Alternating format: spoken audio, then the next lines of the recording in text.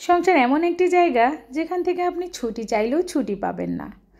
তাই আমাদের গৃহিণীদের সংসার থেকে একটুখানি হলেও সময় নিজেদের জন্য বের করে নিতে হয়, একটু ঘুরতে যাওয়ার জন্য, বিনোদনের জন্য, কোথাও কোনো পার্টি অ্যাটেন্ড করার জন্য। আসসালামু আলাইকুম viewers, welcome back to my channel. আমি রাবেয়া সুলতানা বরাবরের মতো চলে এসেছি নতুন একটি ব্লগ ভিডিও নিয়ে। আজকে বেড গোছানো দিয়ে শুরু করে দিয়েছি সকাল সকাল। দেখেন কি ময়লা হয়েছে খাটের মধ্যে, কোথা থেকে যে এই ধুলা বাবাজি আসে এটাই বুঝি না। পরিষ্কার করে রাখলেও 2-3 দিনের মধ্যে আবার সেই ময়লা। ভাগ্যিস যে কাঠ কালার, যদি তেঁতুলের বীজের কালারটা হতো, হোয়াইট কালার হতো, তাহলে 14টার জায়গায় 15, 16, 20টা বেজে যেত। তো অনেক কষ্টই হচ্ছে আমার এগুলো করতে। আমার তৌফিক হচ্ছে আমার হেল্পিং হ্যান্ড, দৌড়ে আসছে, মামুনি দাও আমাকে।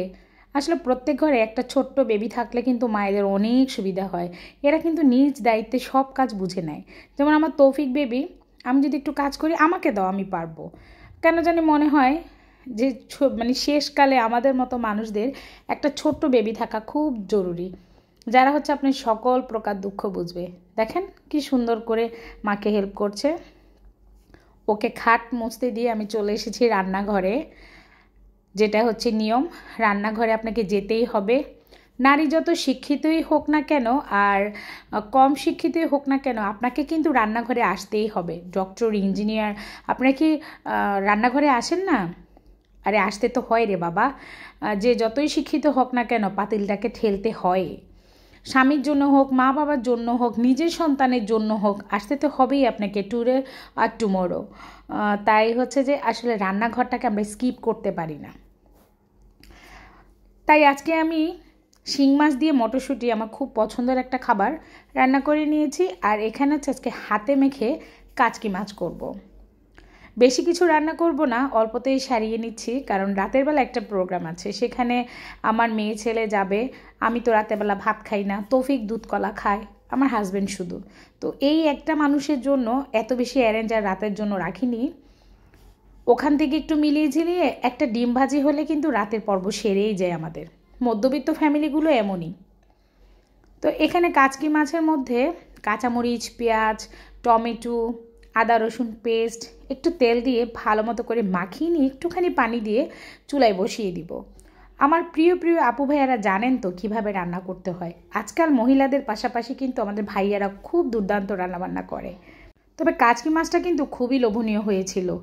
অনেক দিন পর আমার হাজব্যান্ড এত সুন্দর ফ্রেশ কাচকি মাছ পেয়েছিল, আর আমি সেটা হাতে মাখিয়ে বসিয়ে দিয়েছি। শরীরটা খুবই খারাপ, তো সকাল সকাল উঠেই কিন্তু আমি রান্নাবান্না তখনকার পর্ব শেষ করেছি, আর পরবর্তী পর্বগুলো আর শেষ করতে পারিনি। এখন প্রায় 1-1:30 বেজে গিয়েছে, তো আমি রান্না বসিয়ে দিয়েছি, কি আর করা। আমার হাজব্যান্ড যদিও এখন আমাকে ফোন দিয়ে বাসায় আসে, বেচারা আমাকে ফোন দিয়ে বলে যে রান্না কি হয়েছে, তাহলে আমি বাসায় আসব। আসলে এটাই বাস্তবতা। বয়স যতই বাড়ছে আমার, ততই আমি অসুস্থ হয়ে যাচ্ছি ডে বাই ডে। কিছুতেই আমি আমার অসুস্থতা থেকে ওভারকাম করে আসতে পারছি না। সবাই আমাকে দেখে আমি ইউটিউবিং করছি, টাকা কামানোর জন্য নেমে গিয়েছে। ইউটিউব আমাকে হাজার হাজার টাকা দিয়ে দিচ্ছে, মনিটাইজ হয়ে গিয়েছে। প্রত্যেকটা ভিডিও দিলেই আমার $1, $2, $3 চলে আসে। কবে টাকা তুলবেন, কত কত আবরা জাবরা কথাবার্তা। আরে বাবা, এ পর্যায়ে যারা আসে তারা জানে।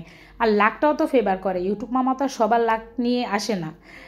আপনার প্রত্যেকটা মেয়েই যে জন্ম হয়ে আসছে, যে সংসারে গিয়েছে, কেউ মধ্যবিত্ত, কেউ নিম্নবিত্ত, কেউ নিম্ন মধ্যবিত্ত, কেউ অনেক বড়লোক, কেউ এর চেয়ে তো আরও বেশি বড়লোক, বেশি ভালো, বেশি সুখে। তো ইউটিউবে আসছি, ইউটিউবটাও তেমন একটা, আমরা ইউটিউবে হচ্ছে একদম যে নিম্নবিত্ত আছে না, আমরা হচ্ছে ইউটিউবের নিম্নবিত্ত মানুষ। আমাদের খোরাকিটা হচ্ছে 2 সেন্ট 3 সেন্ট এরকমই। যাই হোক, এগুলো কোনো কথা না। কথা যেটা, সেটা হচ্ছে আপনারা অবশ্যই ভিডিওটা লাইক করবেন, কমেন্টস করবেন, ফুল ওয়াচ করবেন, অন্তত পাশে থাকবেন। এটাই হচ্ছে মূল কথা। এখানে মাখামাখি চলছে, এরপর সামান্য একটু পানি দিয়ে বসিয়ে দিব। হ্যাঁ, মহিলাদের কথা বলছিলাম, নারীদের কথা বলছিলাম। নারী পারে না এমন কোনো কাজ নেই, এমন কিছু নেই। তাই সময় করে বের করেই আপনাদের জীবনযাপন আপনাদেরকেই করতে হবে। আপনাদের ভালো মন্দ আপনাদেরই বুঝতে হবে। পৃথিবীতে সবাই সবার ভালো মন্দটা বুঝে। আর দেখবেন, নারীর চাইতে পুরুষেরা কিন্তু বেশিরভাগ সময় ভালো থাকে। কারণ তারা ভালো রাখার জন্য নিজেরা, তাদের তো আর ঘরের কাজ করতে হয় না, কিংবা হচ্ছে তাদের তো আর আমাদের মতো এতটা কষ্ট করতে হয় না, 2-3টা বাচ্চা এগুলো তো আর হয় না। আর তারা হচ্ছে নিজেদের স্বাস্থ্য মেনটেন করার জন্য নিজেরা হাঁটতে চলে যায়, ঘুরতে চলে যায়, এন্টারটেনমেন্ট করে। আর আমরা মায়েরা পিছিয়েই আছি। ওরে বাচ্চার পরীক্ষা, বাচ্চার স্কুল, বাচ্চার পড়ালেখা, টিচার আসবে, সময় নেই, কোথায় যাব, একটু ভালো মতো ঘুরতেও যেতে পারি না। একটু পার্লারে যাব 3-4 ঘন্টা, বাচ্চাটাকে দেখবে কে? মায়েদের মতো এত মমতা আসলে বাবাদের মধ্যে নেই, তাই ওনারাই কিন্তু ভালো থাকে। আর আমরা মাগুলা কি করি? ধুকে ধুকে এই যে সংসারের পিছনেই নিজেদের জীবনটাকে ত্যাগ করে দিই, পরে একটা সময় চলে যাই কই কবরে। তবে এর মধ্যে ভিউয়ার্স, আমাদের আপুরা যারা আছেন, অবশ্যই নামাজ ইবাদত সব কিছুই রাখতে হবে। ইউটিউবের পিছনে থাকলে আসলে হবে না। একটা ভিডিও ছেড়ে দিয়ে আপনি হয়তো 2-3-4 রাকাত নামাজ শেষ করেও নিতে পারেন। একটা ভিডিও ছেড়ে দিয়ে হয়তো আপনি নামাজে মশগুল থাকলেন, ইবাদতে থাকলেন, তারপরে হচ্ছে আস্তে ধীরে পরে সময় করে একসাথে 2-3টা মোবাইল দিয়েও দেখে দিতে পারেন যাদের কাছে আছে। তো একটা ভর্তা করব, মাছ ভাজি করে নিয়েছি, 1 টুকরো মাছ, কয়েকদিন থেকে ডলাডলি খাচ্ছিল মাছটা, তো ভাবলাম যে এবার আমি এই মাছটা দিয়ে ভর্তা করেই নিই। তো মুখে রুচি বাড়ানোর জন্য এখানে ভর্তাটা করে নিচ্ছি। এই ভর্তা মানে ভিডিওটা যখন আমি এখন ভয়েস দিচ্ছি, আমার এখনও জিভে জল চলে আসছে। আসলে ভর্তা দেখলে জিভে জল আসে না এমন মানুষ কিন্তু পাওয়াই যায় না। কি আমি ঠিক বলেছি না? আমার অনেক আপুরা ভর্তা তৈরি করে, লাল মরিচের ভর্তা, সিম ভর্তা, এই সমস্ত ধনেপাতার ভর্তা দেখে আমার জিভে সত্যি জল আসে। দুপুরে খাওয়া দাওয়া শেষ করে এই যে গিফট প্যাকেজিংয়ের কাজ চলছে। যেহেতু মেয়ে আর ছেলে 2জন যাবে অনুষ্ঠানে, তো একটা ছোটোখাটো গিফট কিনে নিয়েছে। ওরা বাচ্চা মানুষ, স্টুডেন্টদের দাওয়াত দিয়েছে, ওর ফ্রেন্ড তার খালার বিয়ে,